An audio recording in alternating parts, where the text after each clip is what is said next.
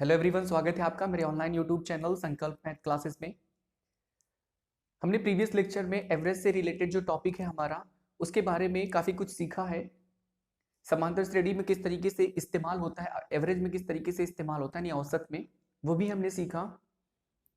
आज हम कुछ क्वेश्चंस एवरेज पर हैं जो फ्रेम होते हैं, उन क्वेश्चंस की प्रैक्टिस करेंगे।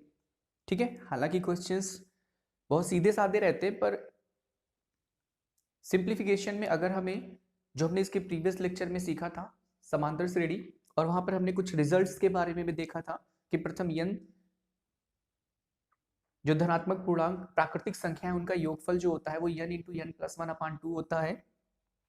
ऐसे ही हमने सीखा कि जो विषम धन पूर्णांक होते हैं उनका योगफल क्या होता है, समधन पूर्णांक होते हैं उनका योगफल क्या होता है।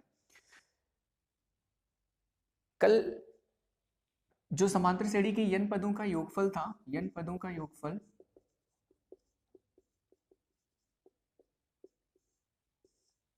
Sn जिससे रिप्रेजेंट करते हैं वो n/2 2a plus n minus 1 into D. इसके आगे जो आपको फार्मूला बताया गया था वो 1/2 इंटू ए प्लस एल बताया गया था।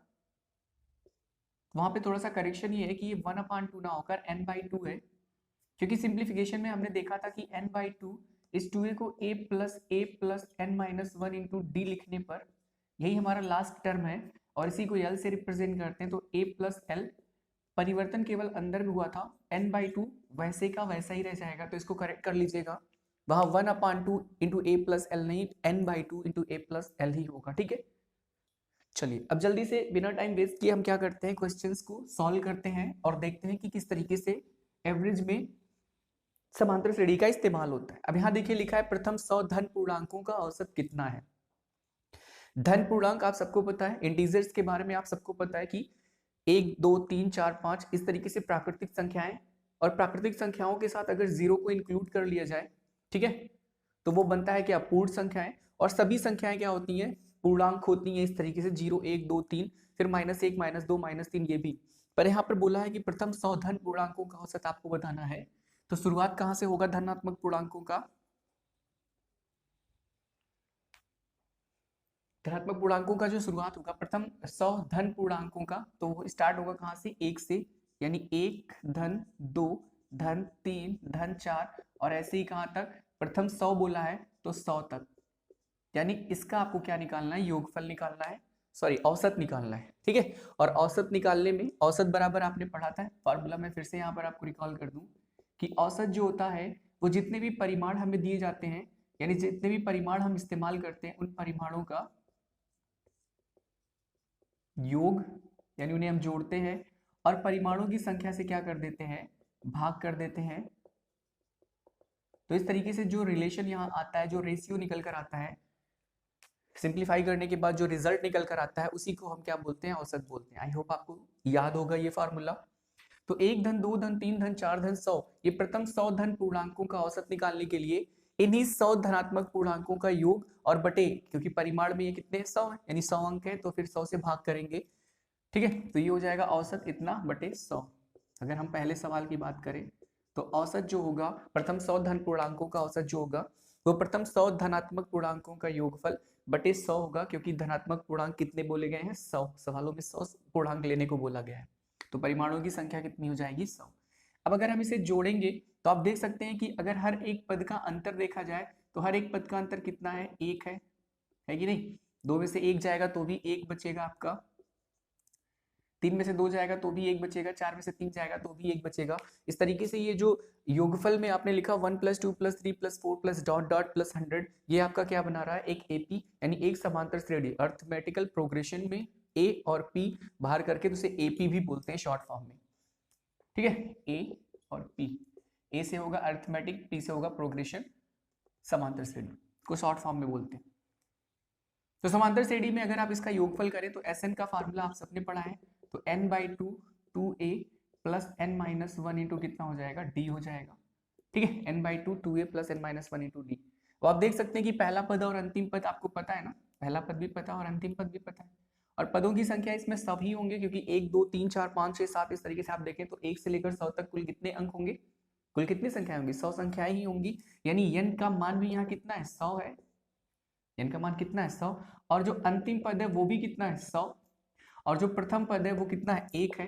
तो अगर आप इसका दूसरा फॉर्मूला है n/2 a प्लस l, अगर इसे आप अप्लाई करें तो आसानी से चीजें सॉल्व हो सकती हैं। n/2 यानी 100/2 और a प्लस l यानी प्रथम पद 1 और अंतिम पद कितना? 100।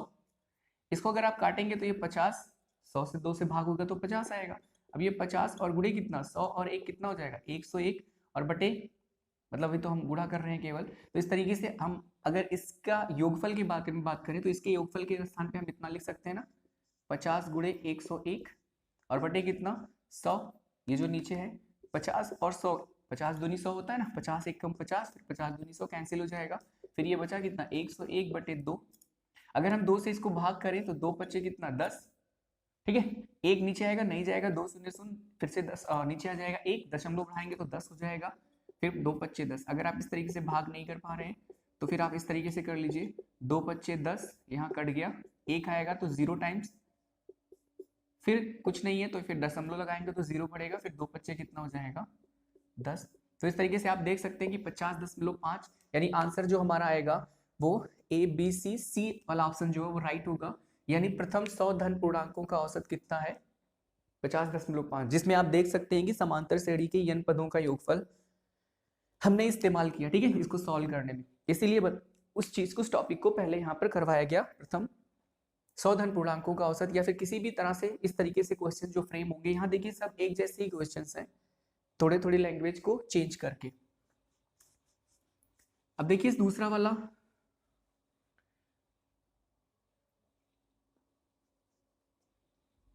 दूसरा क्वेश्चन देखिए यहाँ क्या लिखा हुआ है, प्रथम 10 सम प्राकृतिक संख्याओं का योगफल। सम प्राकृत, तो सम आप सबको पता है कि ऐसी संख्याएं जो 2 से विभाजित होती हैं उन्हें हम सम संख्याएं बोलते हैं। तो प्रथम 10 सम संख्याओं का अगर औसत आपको निकालना है तो क्या हो जाएगा? प्रथम 10 सम संख्याओं का योगफल, क्योंकि परिणामों का योग करना है आपको। तो सम संख्याएं स्टार्ट होती हैं 2 से, 2 + 4 + 6 + 8 और इस तरीके से डॉट डॉट। कितनी संख्याएं हैं यहाँ पे? 10। कितनी संख्याएं हैं? 10। ठीक है, और बटी कितना? टोटल 10 संख्याएं हैं तो 10 से आप भाग करेंगे तो 2 + 4 + 6 + 8 डॉट डॉट 10। ठीक है, इस तरीके से आपको पता चल गया। अब आप देख सकते हैं कि हर एक पद का अंतर कितना है? 2, यहाँ भी 2, यहाँ भी 2, 6 और 8 का भी अंतर है 2। तो इस तरीके से ये जो श्रेणी बनेगी 2 + 4 + 6 + डॉट डॉट 10 पदों तक, ये क्या बन जाएगी? एक एपी, एक समांतर श्रेणी बन जाएगी।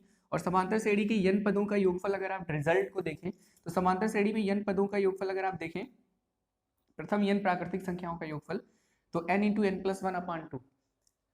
और यहाँ पर प्रथम 10 सम प्राकृतिक संख्याओं का योगफल आपसे पूछा है, तो सम प्राकृतिक संख्याओं का योगफल अगर इसी फार्मूले से आप रखें तो क्या हो जाएगा?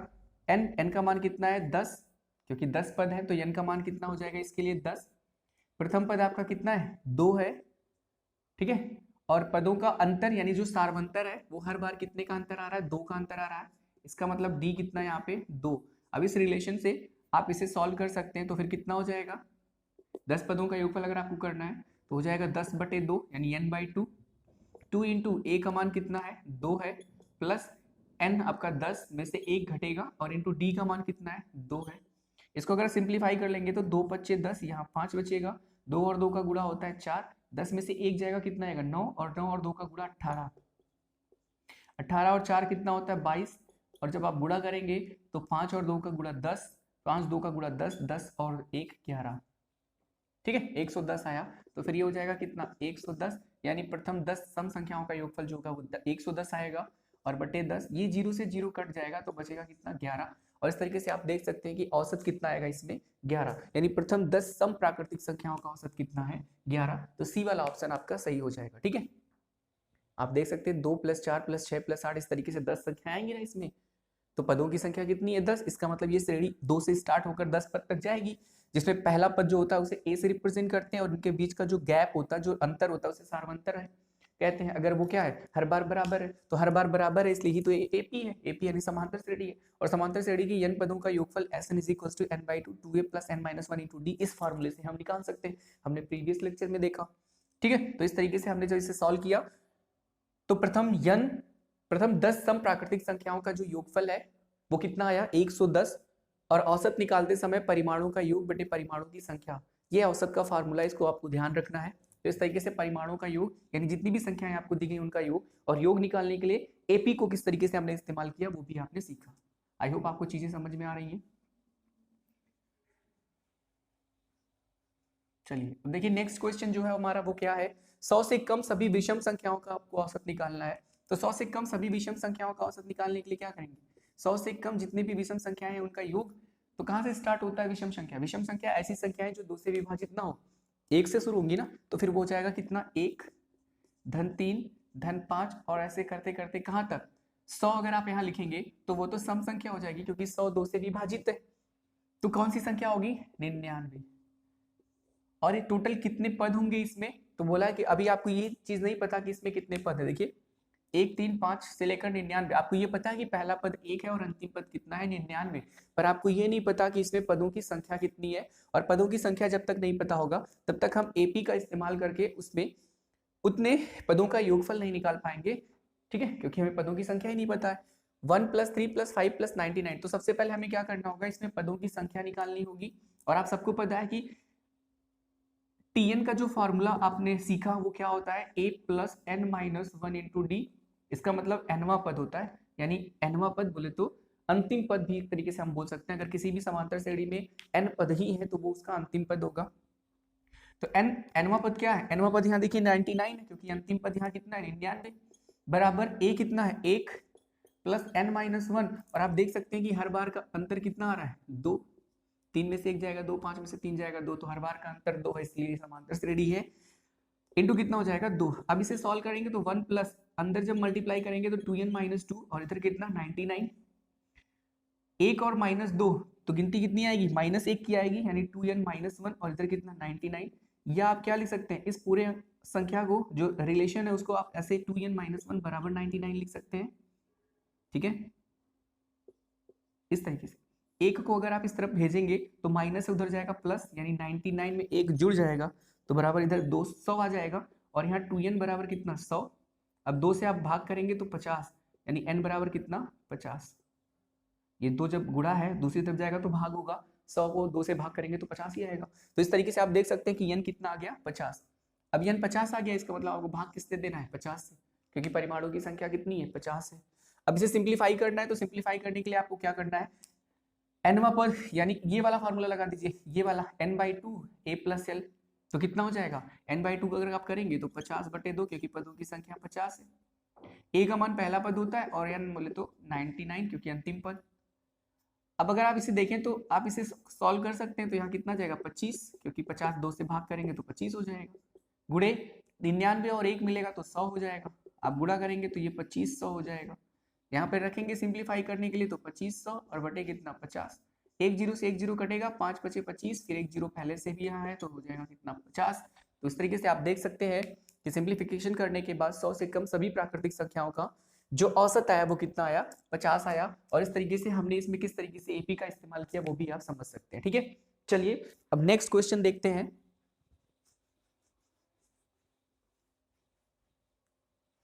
3 के प्रथम 5 गुणजों का औसत आपको निकालना है। गुणज यानी कि मल्टीपल, मल्टीपल बोले तो 3 में 2 3 4 5 6 7 या -1 -2 -3 इस तरीके से जो गुणा करने पर जो गुणनफल मिल रहा है वही 3 का मल्टीपल होता है, ठीक है। यानी 3 से विभाजित होने वाली सभी संख्याएं 3 की गुणज होंगी।